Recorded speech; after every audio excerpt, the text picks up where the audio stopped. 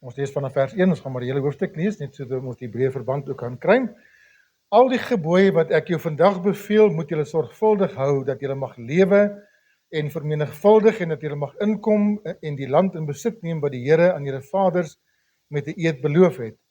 En jy moet dink aan die hele pad waarlangs die Here jou God jou nou 40 jaar lank in die woestyn gelei het, tot jou verootmoediging en beproewing, om te weet wat in jou hart is, of jy sy gebooie sal hou of nie. En hy het jou verootmoedig en jou laat honger ly en jou die manna laat eet wat jy en jou vader nie geken het nie, om aan jou bekend te maak dat die mens nie van brood alleen lewe nie, maar dat die mens lewe van alles wat uit die mond van die Here uitgaan. Jou klere het aan jou nie verslyt en jou voet het nou 40 jaar lank nie geswel nie. Erken dan in jou hart dat die Here jou God jou onderrig soos 'n man sy seun onderrig, en hou die gebooie van die Here jou God om in sy weë te wandel en hom te vrees. Want die Here jou God bring jou in 'n goeie land, 'n land van waterstrome, fonteine en onderaardse riviere wat in laagtes en op die berge uitkom. 'n Land van koring en gars en wingerdstokke en vyebome en granate, 'n land van olieryke olyfbome en heuning. 'n Land waarin jy brood sonder skaarste sal eet, waarvan niks jou sal ontbreek nie. 'n Land waarvan die klippe yster is en die berge waarvan jy koper sal uitkap. En jy sal eet en versadig word en die Here jou God loof oor die goeie land wat hy jou gegee het. Neem jou in ag dat jy die Here jou God nie vergeet deur sy gebooie en sy verordeninge en sy insettinge wat ek jou vandag beveel nie te hou nie. Sodat jy nie miskien eet en versadig word en mooi huise bou en bewoon en jou beeste en jou kleinvee vermeerder en jou silwer en goud vermeerder en alles wat jy het vermeerder en jou hart hom dan verhef dat jy die Here jou God vergeet wat jou uit Egipte land uit die slawehuis uitgelei het, wat jou deur die groot en vreeslike woestyn gelei het, deur giftige slange en skorpioene en 'n dorsland sonder water, wat vir jou water uit die klipharde rots laat kom het, wat jou in die woestyn manna laat eet het, wat jou vaders nie geken het nie, om jou te verootmoedig en jou te beproef, om uiteindelik aan jou goed te doen en jy in jou hart dink, my krag en die sterkte van my hand het vir my hierdie rykdom verwerwe. Maar dink aan die Here jou God, dat dit hy is wat jou krag gee om rykdom te verwerwe, dat hy sy verbond kan bevestig wat aan jou vaders met 'n eed beloof het, soos dit vandag is. Maar as jy nogtans die Here jou God vergeet en agter ander gode aanloop en hulle dien en voor hulle neerbuig, dan verseker ek julle vandag dat julle sekerlik sal omkom, soos die nasies wat die Here vir julle vernietig, so sê julle omkom, omdat julle na die stem van die Here julle God nie geluister het nie. Ons sal nie tot daar lees wat die woord van die Here betref. En ons twee teksverse wat ek wil uitlig, is daar in vers 2 en dan ook in vers 16, waar ons lees wat die Here sê om jou te verootmoedig en jou te beproef, om te kyk wat in jou hart ook is. Baie belangrike gedeelte is daardie. Nou goed, nou die tyd van die jaar is kinders, jong mense is besig met eksamen. En dit is nou daai tyd van die jaar waar baie stres is en wat jou kennis en dit wat jy deur die jaar ingesit is, getoets word. Dis 'n beproewing op daardie terrein. Maar hierdie tyd van die jaar ook, is eintlik nou al daarom nog verby, agter die rug, is ook 'n tyd vir die van u wat nog dit invul. Almal behoort op daardie bladsy te wees, maar dis ook die tyd vir die taksman, né? Tax. En daar's een ding, nou is oor die jare wat ek wel agterkom het wat mense vrees. Dit gaan nie oor die indien van die belastingopgawe nie. Nou, dis by ons ook so. En ek gaan verduidelik hoekom, dat jy nou nie verkeerd verstaan, verkeerd dink nie. Maar daar's een ding wat jy nie van hou nie, is jy hom ingedien het. Behalwe die feit dat jy sien jy moet iets inbetaal, dan hou jy nog glad nie daarvan. Maar as jy hom ingedien het en hulle sê, daar's 'n audit. Nee, ek hou niks daarvan nie. Want nou het hulle iets gemis, en ek het alles eerlik gedoen, daar gesit, nou mis hulle weer iets, of hulle verstaan nie iets nie. Dis 'n, kan ek die Engelse woord gebruik, dis 'n slep, om nou die goeder te gaan trek, gelukkig ons het dit by mekaar, en dan moet dit nou ingedien word, en dan kry jy nou 'n resultaat daaruit. Maar audit is 'n ding, en nou is 'n paar van julle wat hierdie bedryf ook goed ken. Audit is 'n ding wat nodig is. En as mens nou kyk na die taksman, soos hulle sê, dan probeer mense van dit wegskram. Wat is 'n audit? Hoekom praat ons vanmôre oor 'n audit? Want ons gaan nie oor geld praat nie. Ons gaan nie oor jou teks, die manier hoe jy ingevul het, en wat jy teruggekry het, ons praat nie oor dit. Maar 'n audit, die volgende is my baie mooi raakgevat. Hy sê 'n audit is 'n onafhanklike ondersoek van finansiële rekords om akkuraatheid en nakoming te verseker. Iets wat of intern of ekstern kan wees. Die doel is om 'n mening te gee oor die finansiële state van 'n entiteit en om te bepaal of die interne beheermaatreëls doeltreffend is. Audits kan ook help om tekortkominge en moontlike bedrog bloot te lê of goeie praktyke te bevestig. Audits het bevindinge, resultate en optrede ten doel. Is ek reg? Benie. Hercules, dit is dit. Ek wat ek net dadelik aan dink. Maar dis audit. Nou die woordjie audit het ek so 'n bietjie gaan kyk ook en so daar kan sien ook kom van die Latynse woord auditus af. Wat beteken om te luister? Nou hoekom ons moet nou die goed invul. Ons Jan Tak luister nie vir ons nie. Maar die woordjie auditus beteken om te luister, en destyds toe dit die praktyk was om belastinggoederes in te dien, het hulle dit mondeliks gedoen. Dan jy jou hele saak gaan verduidelik en dan het hulle geluister na dit wat jy verduidelik. Dit is waar die woord audit vandaan kom. Nou kry ons ook met die woord audisie te doen, né? Wanneer jy moet gaan vir 'n audisie, byvoorbeeld sang of instrument of iets in daardie aard, dit het dieselfde betekenis, dis iemand wat luister of jy tegnies korrek is en of jy dit kan doen. Met ander woorde, wat word gedoen? Jy word getoets, jy word beproef, jy word ondersoek. Belastingopgawe is ook om te ondersoek of dit wat jy gedoen het op standaard is, of dit eerlik is, of dit korrek is. En dan is hulle so gaaf baie keer om vir jou ietsie terug te gee. Maar dis die uitsonderings baie keer, né? So daardie hele gedagte van audit wil ek nou deurtrek na die Bybelse kant toe. Want die Here is ook gedurig deur, nie een keer 'n jaar nie. Hy's gedurig deur met jou en my besig om ons ook te audit. Hy luister en hy neem waar en hy het die reg om te ondersoek, om bevindings te maak en ook aanbevelings te doen. En die woordjie audit kom nou nêrens in die Bybel voor nie. Maar daar's tog ander woorde wat in die Bybel voorkom met dieselfde betekenis, woorde soos om te ondersoek, om te bepeins. As hy praat van dat ons weë naspeur, om oortuig te word, het dieselfde betekenis dan. Om te praat van 'n bevinding te maak. Hoekom is dit nodig? Want as ons dit nie doen nie en as ons nie die Here toelaat om dit te doen nie, gaan ons rigting verloor. Gaan ons nie bestekopname kan maak van ons eie geestelike lewens. Waar bevind ons werklik met die Here? Waar bevind ek my in die koninkryk van die Here? Die rol wat ek speel, die bydrae wat ek maak, en ons praat nie van finansiëel alleenlik nie, ons praat van my totale bydrae in my mensheid, as kind van die Here. Waar staan ek wat dit betref? Dis nodig dat ons geaudit word, ter wille van verandering, ter wille van verbetering, ter wille van groei, ter wille van groter sukses en vrugbaarheid ook in die koninkryk van die Here. En as die Here 'n bevinding maak in ons lewens, dat ons ook ons dan sal bekeer van sekere goede, sal afsien van sekere dinge, regstelling sal maak, sodat ons vrug kan dra en die seën van die Here ook kan beleef. So, dit is ons tema vir môre, dis tyd vir 'n audit.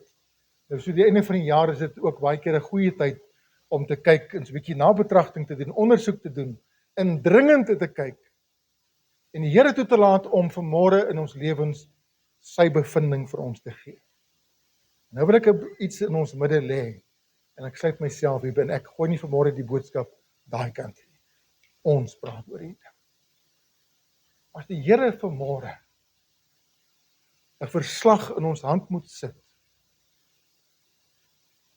oor jou lewe, my lewe. Wat kom in die hart op? Sit dalk daai oudit gedagte, nou, is daar dalk 'n beklemming op die hart? Here, ek het nie hierdie jaar my beste gegee. Here, daar's dinge wat ek nagelaat het, daar's dinge wat ek sommer moedswillig was. Daar's dinge wat ek traag was. Daar's dinge wat ek ernstig aandag moet gee.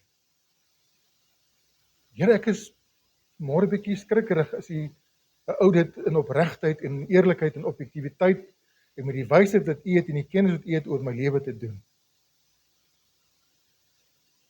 Maar die Here wil nie hê dat ons, soos hy vanmôre dit doen, dat ons bevrees en beangs moet wegvlug van hom af en sê, nee, dis te veel, dis te hard, dis te erg nie. God se bevinding is dalk nie vir ons goed om te hoor nie. Maar sy raad wat hy gee, sy aanbeveling wat hy maak, is nie 'n strafmaatreël, jy moet inbetaal nie, soos Jan Tax. Dis kom na my toe. Kom ons maak hierdie saak uit. Kom ons gesels daaroor.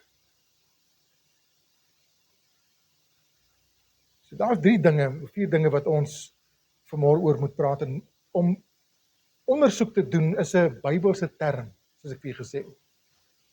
En as jy kyk na die 7 briewe wat geskryf is aan die 7 gemeentes in Openbaring, was niks anders. Kom ons gebruik dan die woord vanmôre, was niks anders as 'n audit van die Gees van God van daardie gemeentes se werksaamhede en se lewe nie. Hulle wandel met die Here. Hy het hulle ondersoek. Hy het seker dinge gesien. En hy het seker dinge vir hulle 'n pleintjie voorgegee. Hy het hulle bemoedig daarmee, maar hy het seker dinge uitgewys wat nie goed op die oor geval het. Maar in elkeen van die gemeentes het hy raad gegee, soos 'n goeie ouditeur. Ek raai jou aan. Ek beveel vir jou. Ek gee vir jou raad. En dis wat ons vanmôre ter harte moet doen. So waar begin selfondersoek? Waar begin hierdie audit van ons geestelike lewens? By God. Eerstens by hom. Hy het die volste reg om oor jou en my lewe te ondersoek en 'n bevinding te maak en 'n aanbeveling te gee. Hy het die volste reg om dit te doen. En ons lees dit hier in Deuteronomium, hier vers 1 en 2 en 3. God doen self die ondersoeking. Hy sê, jy moet dink aan die hele pad waarlangs die Here jou God jou nou 40 jaar lank in die woestyn gelei het, tot jou verootmoediging en beproewing, om te weet wat in jou hart is, of jy sy gebooie sal hou of nie. En wat het gebeur in die woestyn, toe die Here hulle beproef het? Dat het uit hulle harte uitgekom. Nie geloof nie, opstandigheid, nie gehoorsaamheid nie, maar rebelsheid, traagheid. Die Here het sy bevinding gemaak met sy volk en het gesê, ek het julle deur 'n tyd gevat, ek het julle 'n beproewing gevat, ek het julle getoets. By die waters van Meriba het ek julle getoets. Wat het hy gevind? Dit was nie mooi nie. Dit was nie goed nie. Hulle moes iets uit dit geleer het, maar hulle het nie. En dis dalk die vraag wat ons onsself vanmôre moet afvra. Kyk terug na hierdie jaar wat verby is. Waardeur het die Here jou gevat? Waardeur het hy jou gebring? En wat het ons geleer uit dit uit? Wat het dit na vore gebring? Hoeveel keer het die Here dalk met jou en met my oor sekere goeders gepraat? En ons is nog nie by 'n volgende punt nie. By 'n verdere, beter plek. En ek wil vir sê vanmôre, terwyl ek op 'n stadium toe kom, 'n gedagte het my op. God se wil, wat hy vir my en vir jou in gedagte het, is baie beter as dit waarmee ek en jy tevrede is. Ons sit vir onsself baie keer op 'n plek geestelik, wat ons dink, ek is tevrede, maar is God tevrede? Is dit Bybels tevredenheid? Is dit God se wil wat jy oor jou lewe tevrede maak, of is dit jou eie wil, en jou eie opinie, en jou eie perspektief wat jou tevrede los? Ek dink dat ons eerlik en ernstig moet na kyk. Want God kyk objektief na dinge. En hy doen dit met al die verstand wat hy kan hê, wat hy tot sy beskikking het. En hy het al wysheid en al wetendheid tot sy beskikking. Hy ken ons agtergrond. Hy ken ons samestelling. Hy ken die faktore. Maar hy ken ook ons verskonings. Ons nietige, onbenullige verskonings. Dit is baie keer opdis en vir die Here sê, en ek deer jou, dis ek Engelse woord gebruik. As jy 'n opgawe ingedien het by Jan Tax, en hulle audit vir jou, en hulle soek sekere goeders, en jy gooi vir hulle 'n nonsens verskoning en storie, hulle gaan vir jou uitlag, en jy gaan nog boetes betaal. Gaan try dit met Jan Tax. Maar ons doen dit met die Here. En dink ons kan daarmee wegkom. Ons dink ons kan hom beïnvloed met ons stories. Ons kan hom stories spin. Dis nou dis daar die nuutste ding wat ek hoor. Onder die politici. Hulle praat van 'n spindokter. Jy het al gehoor van dit? Wie doen 'n spindokter? Hy moet jou beeld 'n bietjie poets. Dit is nie so sleg lyk en dis 'n fulltime job vir party van hulle. Maar ons kan nie van beeldpoetsers gebruik maak voor die Here nie, want hy weet presies wat ons harte is. Jy kan enigiets probeer spin vir ander mense, maar voor die Here staan ons openbloot. En hy sien ons harte. En as ons dit in hierdie oomblik ons dalk beangs maak, as dit in hierdie oomblik vir ons dalk 'n vrees veroorsaak, of 'n omgekraptheid veroorsaak, it's fine. Maar as jy die Here gaan vertrou met dit wat hy bevind, gaan hy nie dit daar los nie. Das 'n stukkie verder om te gaan. Hy sê in die woord in Jeremia 17 vers 9 ken ons almal baie keer al aangehaal, bedrieglik is die hart bo alle dinge, ja, verdorwe is dit, wie kan dit ken? En daai woordjie ken, wie kan dit regtig ondersoek en bepaal en 'n bevinding maak en is 100% reg?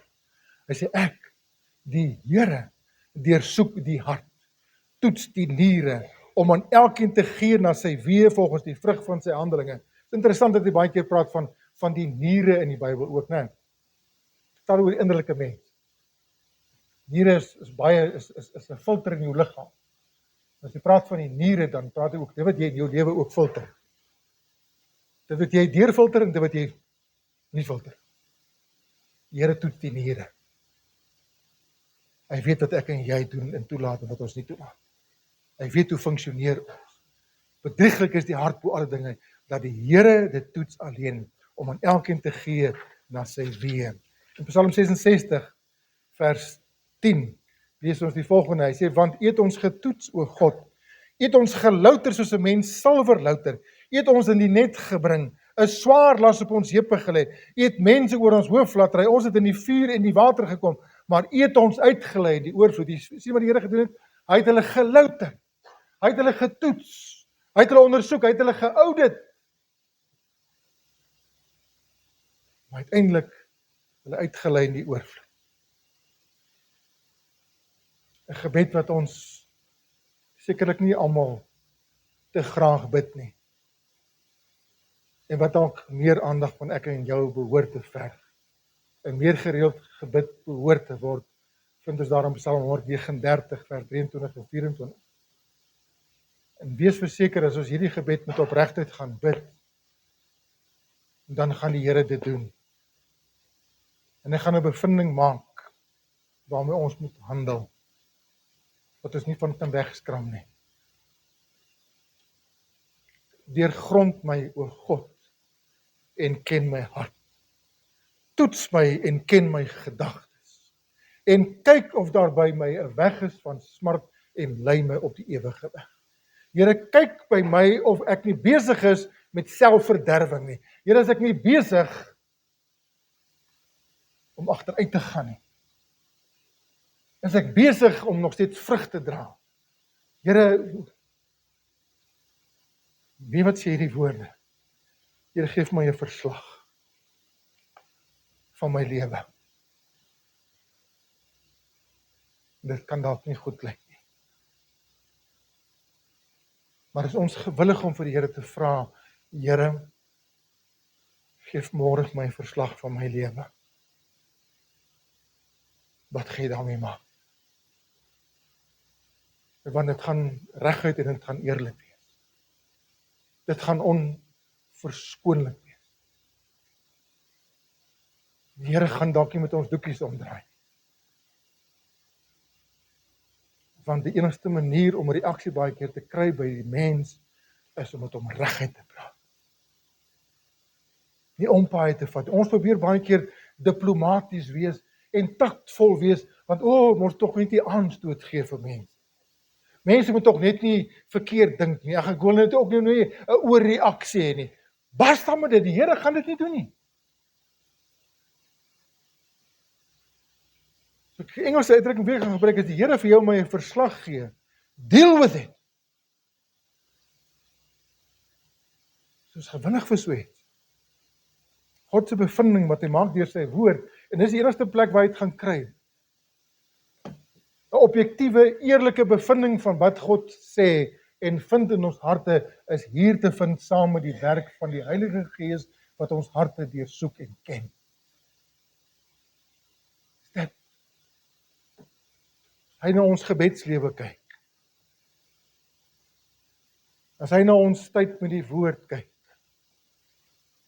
As hy kyk na hoe ons handhaaf in hierdie wêreld ons getuienis. Wat ons doen, hoe ons mense sien. Dit is so hard vir verlore mense. Hoe gaan die bevinding lyk in ons lewens vanmôre? Hoe gaan God se verslag, sy auditverslag vanmôre lyk? Sy kyk na ons prioriteite, die vrug in ons lewens. Is God tevrede? Of moet hy maar net wees?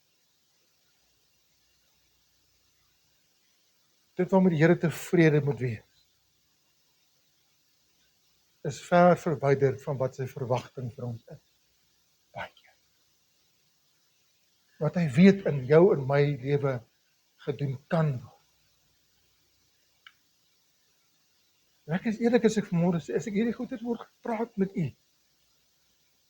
ek moet met hierdie goeders gedeel het in hierdie week ook. En wat is my lekker? Nee. Want die enigste manier wat 'n mens by bevinding gaan kom en eerlik met die Here gaan wees en daar resultate gaan wees, is wanneer ons vir die Here sê, Here, u weet alles. Dat is nie my wegkruip nie.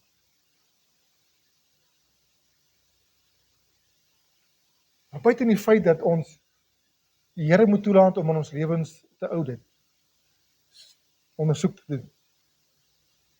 Soos ek in die begin gesê het ook, audit beteken om het intern of extern te doen.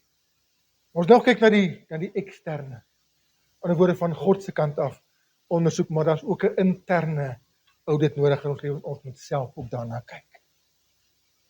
Ons moet self ondersoek doen. En dit beteken nie dat mens baie keer in die verlede moet gaan krap noodwendig. Vergifnis moet ek aanvaar vir dinge wat gedoen is. Ek het al met mense doen gekry, predikante wat dinge kwyt geraak het wat my hare laat regop staan. Iemand het eendag vir my gesê, hy het so met 'n ding gesukkel in sy lewe. En hy het gaan sit en hy het gaan belydenis begin doen oor elke ding wat hy aan gedink het, wat hy kon onthou. En hy het teruggegaan tot in sy kinderjare. En hy is later, dink ek, is by die kleuterskool geëindig. Maar hy het oor alles het hy gaan bely en het hy elke dingetjie wat hy kon onthou, het hy bely en toe uiteindelik op 'n punt kom wat hy voel, nou het ek alles bely. Toe onthou hy nog goeie.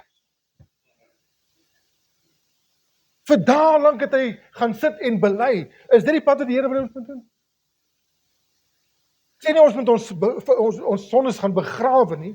Dit wat jy nie met die Here uitgemaak het nie, dit wat jy vir vergifnis gevra het, is 'n done deal. As jy die Here vanmôre ken as jou saligmaker en verlosser, dan hoef ek nooit weer te gaan krap in sonde wat ek 50 jaar terug gedoen het nie. Wat ek nou eweskielik onthou en my duiwel my aan herinner nie. Dis onder die bloed. Dis onder sy genade uitgedelg. Vergete, vergewe, fyn. In plaas van die goeders wat jy nou mee sit. So selfondersoek is ook nodig. En dan praat ek oor dinge soos, hoe lyk my verhoudings? My verhouding met die Here. My verhouding met my naaste, met ander mense wat my pad kry. Hoe lyk dit?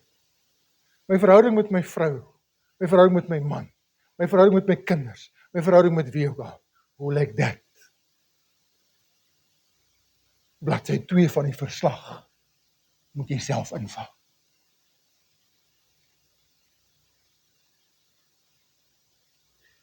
En dis nie vir jouself nie. Jy vul dit in vir die ouditeur. En jy moet hom toelaat dat hy daarmee saamstem. Ondersoek julle self of julle in die geloof is. Stel julle self op die proef. Of is julle nie seker van julle self dat Jesus Christus in julle is nie? As julle ten minste nie verwerklik is nie. So waarvan praat hy so? Hy praat hier van dinge wat ek met selfondersoek doen. Het ek regtig sekerheid van my saligheid? Of dink ek so, of hoop ek so?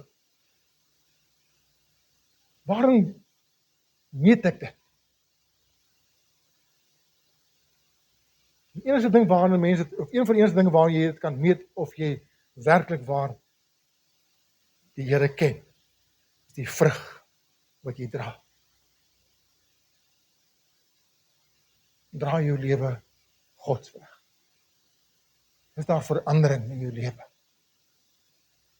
Is daar voortdurende verandering in jou lewe?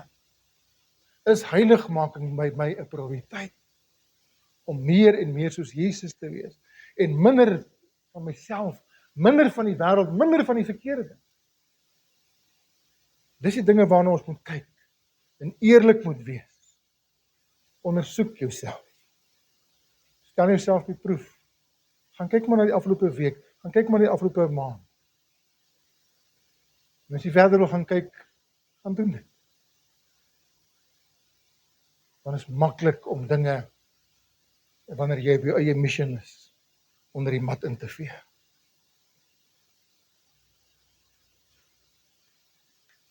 Maar die Here gaan uitbring in die lig, so daarmee gehandel kan word.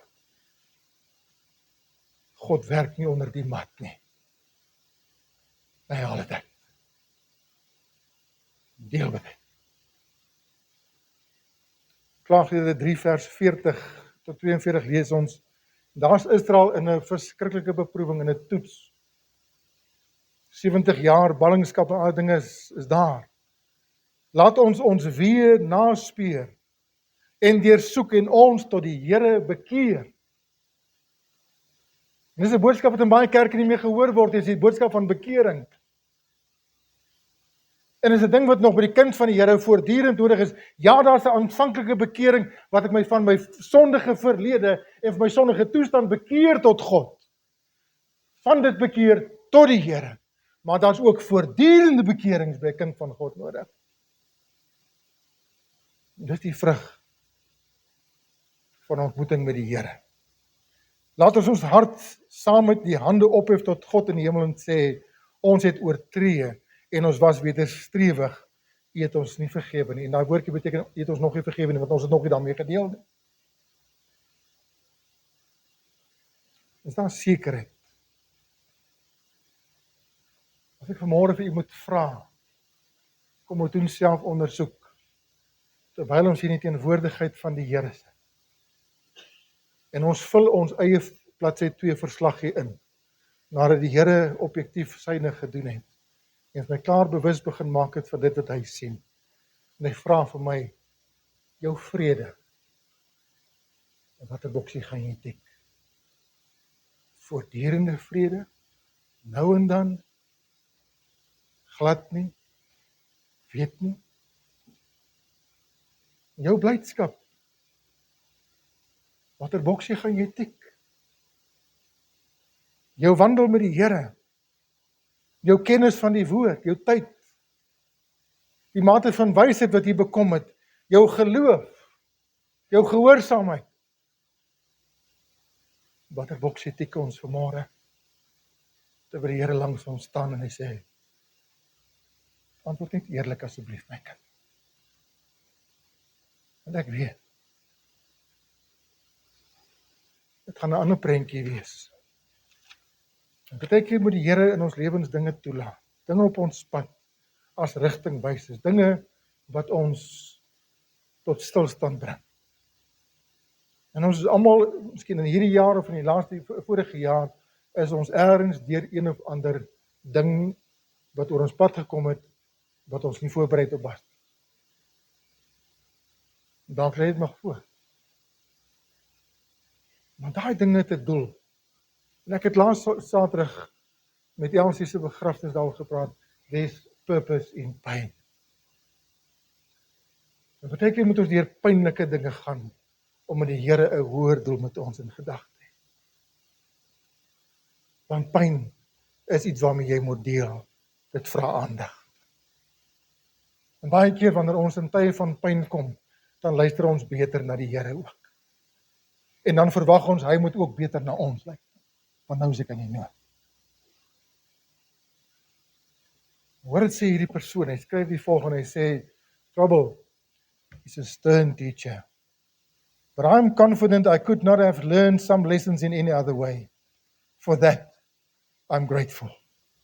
Grateful to God for loving me enough to stretch me and push me and crush me, to refine me in the furnace of affliction, to force me to stretch my faith beyond what I could see. God loves me more than I can possibly comprehend. He watches over me. He watches over all of us. But if the way were easy, how could we grow into who He wants us to be? How could our faith become unshakable? Kan jy verstaan as Jakobus sê, ek ag dit louter vreugde, my broeders, as julle in allerlei toetse en beproewinge kom? Want deur daardie toetse word dinge uitgewys, waarin ons kan aandag gee, daar word bevindinge gemaak, daar word sekere raad gegee, daar word sekere ontdekkings gemaak, wat ons op 'n beter plek bring. So dis die volgende punt. Ondersoek bring ook bevindings. Die Here sal nooit, hoor mooi wat ek nou vir julle gaan sê, die Here sal jou nooit van 'n ding oortuig en dit al los. Die duiwel het 'n rand. Hy gooi en hy laat spanne. Maar as die Here mens oortuig van iets, dan bly dit by jou. Dit stiek tot jy dit hanteer. As die Here sy bevinding vanmôre bring, en hy sê, jou gebedslewe, nee, my bevinding is nie goed nie. En jy weet, jou heiligheid, die vrug wat jy dra, die manier wat jy my verheerlik, in my handhaaf, en uitleef voor ander, nee, ek sien iets, wat jy dalk nie sien nie, wat jy dalk ontken, wat jy dalk nie wil weet, maar daar is bevindings, en bevindings bring 'n mens by belydenis. Wat beteken dit om te bely? Bely beteken net eenvoudig, die Griekse woordjie elogio beteken om saam te praat, om saam te stem, toe te gee. Ek gee gelyk.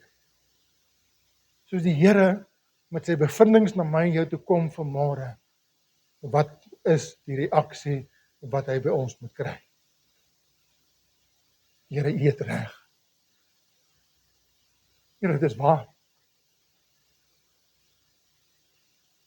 Here, ek het nie verskoning nie. Dis ek, Here. Dis presies. Ja, ek lees baie keer, gaan ek so deur die psalms, dan skryf Dawid van sekere goed en dan sê ek, Here, ek dank U vir Dawid, dat hy goeie so kon verwoord, dit voel my ek het dit self geskryf.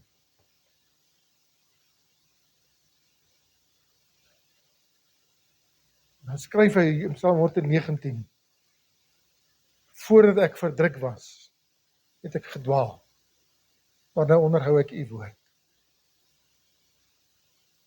God bring ons in lyn met sy woord, met sy bevinding. So ek het dit gesien, ek weet daarvan. Ek het dit nie wegsteek. Ek het dit gesien. Kyk mooi daarna. Hou jy daarvan? Ek dink ons almal gaan moet sê, en behoort te sê, Here, nee, hou dit weg. Ek wil dit nie sien nie. En ek weet dit is waar. Dit is verskriklik waar.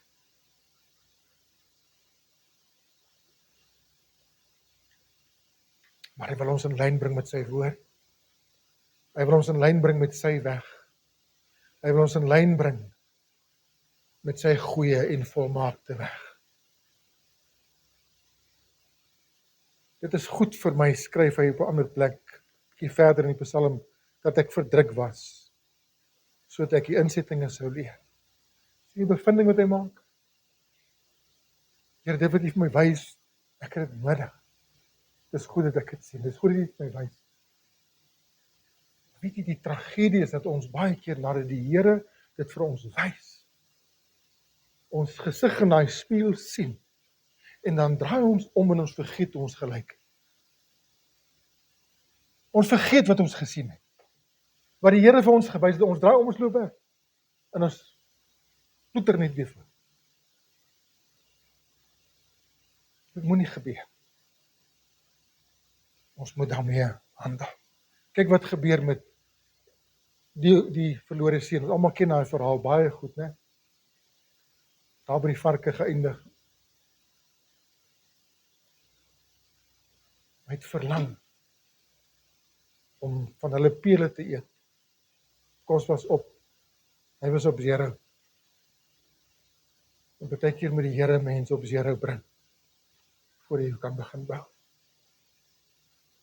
Nou lees ons hierdie woorde in Lukas 15, vers 17 en vers 18. Maar hy het tot homself gekom en gesê, wat beteken nou hy het tot homself gekom? God het 'n bevinding met hom gemaak, daar by die varke. Hy het daar tot homself kom, hy het daar 'n bevinding ontvang, hy het daar 'n verslag van die Heilige Gees ontvang, jy is nie waar jy moet wees. En hy het tot homself gekom, hy het besin. Hy het herken, my plek is nie by varke nie. En gesê, sien die objektiviteit, sien die perspektief wat hy het, gesonde perspektief, waar kom dit vandaan? Gees van God. Hoe baie huurlinge vir my Vader het oorvloed van brood en ek vergaan van honger. Dan kom hy nie net uit die bevinding gemaak nie, dit is die volgende wat nou gebeur. Ek sal opstaan en na my Vader gaan en ek sal vir hom sê, Vader, ek het gesondig voor die hemel en voor U. En as jy net die volgende vers lees, wat ons nie hierby het nie, dan staan en hy het opgestaan en hy het na sy Vader toe gegaan. Hy het daad by die woord gevoeg. Hy het nie nog verder getalm nie. Dit is ons baie keer dit. Die Here vir ons dinge wys, en hoor mooi, en ek praat uit eie ervaring ook, en ek praat uit baie ander se ervaring, en ek praat uit die Bybelse ervaring. As die Here vir jou aan iets bewus maak, en jy hanteer dit nie dadelik nie, vervaag dit, en word die volgende oortuiging moeiliker. Deel met dit. Terwyl het die Here dit in die lig bring, deel met dit. Dawid het vir 'n jaar lank getalm, nadat hy in sonde met Batsheba gegaan het, nadat hy moord laat pleeg, nadat hy elke gebod teenoor sy naaste oortree het, eintlik in sy hele verhaal met Batsheba en ander. Vir 'n jaar lank het hy geswyg en niks gedoen nie, maar het hom gevreet. Dit het hom gevreet in sy liggaam. Dit het hom gevreet in sy siel. Gaan kyk na die psalms wat hy geskryf het in daai tyd. Maar dit het bo alles sy verhouding met God laat verkrummel. Totdat Nathan die profeet by hom uitgekom het wat 'n tipe is, simbolies van die Heilige Gees, en Dawid nog in ontkenning gesit en lewe het. Dit bring vir hom 'n storie van ongeregtigheid. En Dawid sê, Wie die verhaal nie so vinnig kan vertel. Dawid is dadelik opstandig en sê, so 'n man moet gedood word. Wat hy doen is onbetaamlik. Hoe kan hy dit doen? Skurk. Ek parafraseer so 'n bietjie my eie woorde, hoor. Die storie is 'n bietjie in te kleur. Wat sê Nathan vir hom?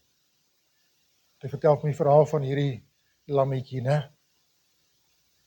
En nadat Dawid homself amper probeer regverdig het en dinge gesê het, toe kyk Nathan vir hom in die oë en sê vir hom, jy is daardie man. Miskien moet die Here vanmôre sy vinger so na iemand te wys, nie 'n kwaai vinger, wat hy ons net so wil point nie, maar dalk net so voor ons kom jy. Kies daai man. Kies daai vrou. Dis jy.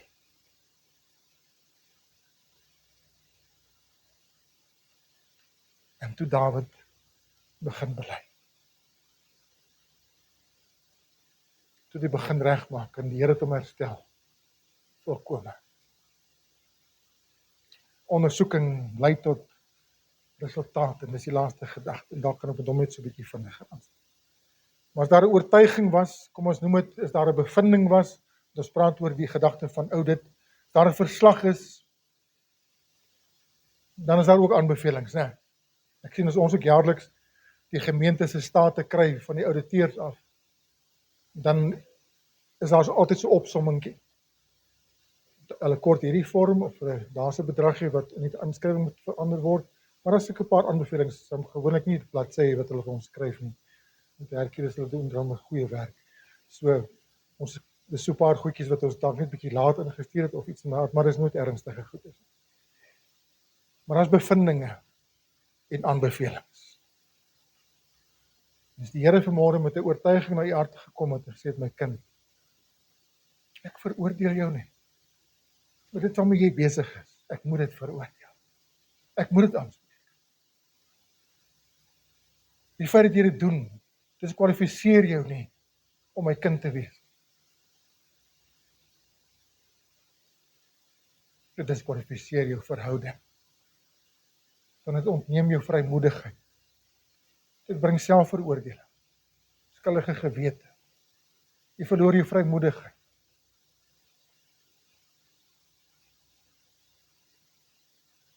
Paulus op 'n punt gekom het en sê, maar een ding, ek vergeet die dinge wat agter is, en ek strek my na wat voor is. Paulus kon op die punt kom en sê, ek vergeet die dinge, omdat hy geweet het, hy was vergewe. En hy teen die Here het hy bely en hy het reggemaak. Daarom kon hy sê, ek vergeet nou die dinge wat agter is, en ek strek my na dit wat voor is. God se bevindinge is korrek. Ek erken dit. Here, ek draai vanmôre my rug op dit. Ek is klaar. Ek het my voorgenem, sê hy, om niks anders te weet as Jesus Christus. Sien, goeie voornemens, goeie besluite word dikwels in krisisoomblikke in ons lewens gebore. Goeie voornemens kom baie keer in krisisoomblikke van ons lewens. Wanneer jy met die realiteit van die lewe en die gevolge van slegte keuses te doen kry. Jou objektiviteit, jou perspektief verander net so. Kyk na Jakob by die Jabokrivier waar sy verlede en sy bedrog wat hy gepleeg het teenoor Esau en teenoor ander. Sy naam Jakob beteken bedrieger, hakskeenbyter. Dinge het hom ingehaal en hy is alleen met die Here. In 'n krisisoomblik by die Jabokrivier stoei hy met God self. Maar dis die deurbraak waar sy naam verander na Israel. Vors saam met God. Ontmoeting. Kan kyk na Rut, krisisoomblik wat sy alles verloor, neem sy besluit na krisis, ek gaan my ma se God, ek gaan my ma se godsdiens, my ma se volk, ek gaan kies, en is klaar, en sy het gekies, en daar gebly. Daniël in die leeukuil, Daniël se vriende in die vuuroond, krisisoomblikke bring goeie besluite. Hanna, Josja, Hizkia, ons kan ander noem. Goeie voornemens word daar gebore. Ek gaan die volgende enetjie net oorslaan. Ek wil by Romeine 5 vers 3 net uitkom, dat hy sê, en nie alleen dit nie, maar ons roem ook in die verdrukkinge. En die woordjie verdrukking, die Griekse woordjie thlipsis beteken, wanneer die Here mens partykeer in 'n benoudheid bring, waar jy onder die vergrootglas geplaas, wanneer jy in 'n geestelike noute kom, waar partykeer net jy en die Here. Hy sê, en nie alleen dit nie, maar ons roem ook in die verdrukkinge, omdat ons weet dat die verdrukking lydsaamheid bewerk. En die lydsaamheid beproefdheid, en die beproefdheid hoop, en die hoop beskaam nie. So wat bring die ondersoek van die Here? Uiteindelik bring dit ons by hoop uit. Hebreërs 12 vers 11 sê, nou lyk elke tugtiging. En wat is 'n tugtiging ook baie keer? 'n Mens slaan nie sommer net iemand nie. Mens kom nie net iemand sommer by nie, of jy gee nie sommer net 'n strafmateriaal, sommer my toe nie verbyloop nie. Nee. Voor jy 'n kind 'n pak slaag gee, wat doen jy? Jy onderhandel met hom. Nee. Dis mos dit is daarin, dink. Jy onderhandel met jou kind. Nee, jy neem hom onderhande.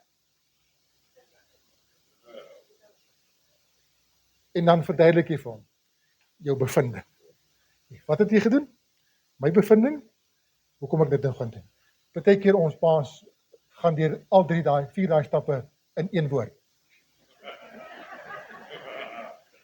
Ek het klaar gepraat. Ja. Maar die Here doen dit nie met ons so nie. As daar een verskil is tussen my as pa, met my foute en tekortkominge en my hemelse pa, my God is nooit oorhaastig. Hy tree nooit impulsief op nie. Hy is nooit vergeldend nie. Hy verlekker hom nie. Hy werk selfs wanneer hy moet ons tugtig toepas met deernis met jou en my. Nou lyk elke tugtiging, of dit nie 'n saak, op die oomblik nie 'n saak van blydskap is, maar van droefheid.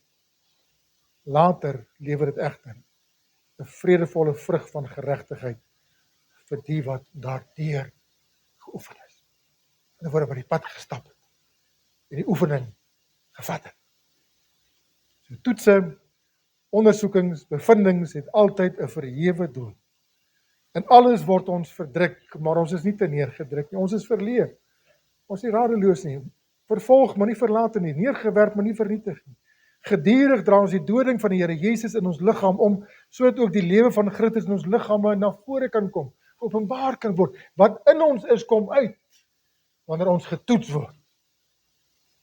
Wanneer onder die vergrootglas kom, ons reaksie sê wat hier binnekant is.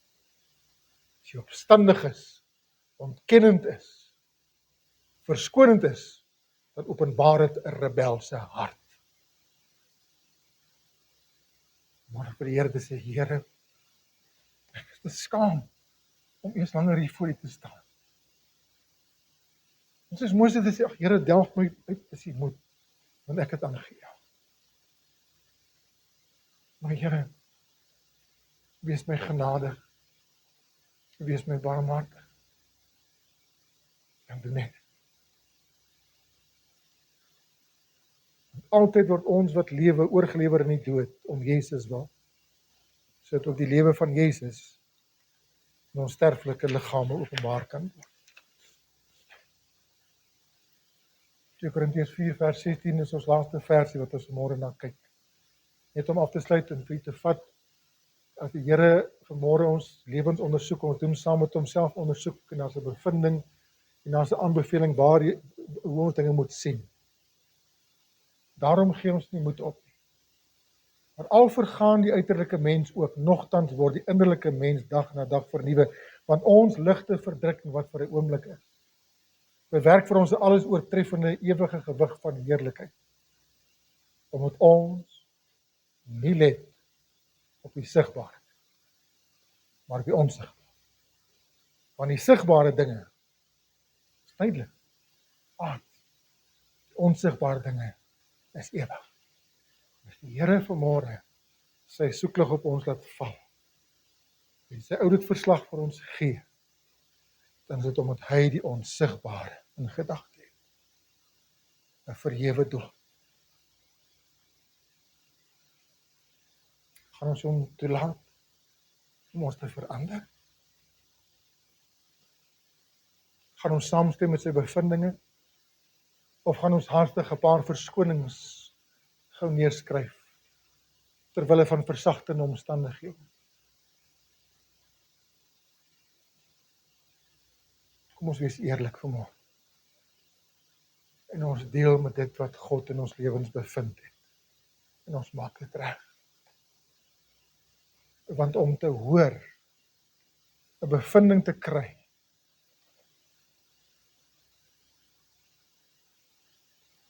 Here vanmôre vir ons 'n verslag gee in die hand elkeen van ons. En ons doen dit. Soos nie moeilik.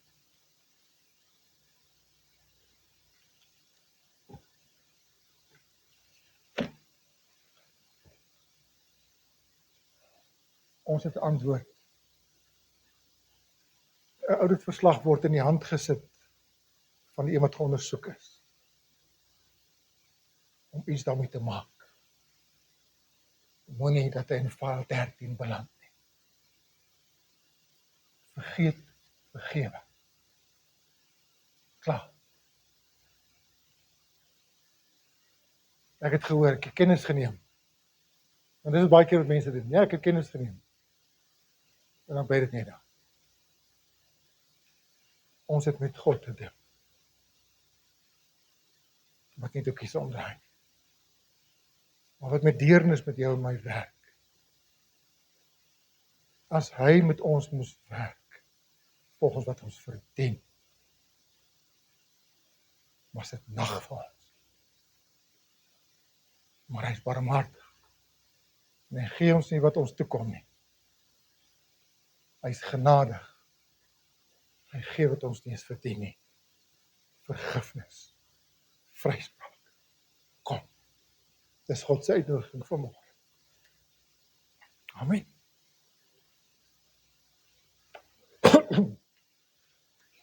Dit is maklik om in sulke omstandighede met 'n woord wat ons almal toesny, 'n uitnodiging te maak.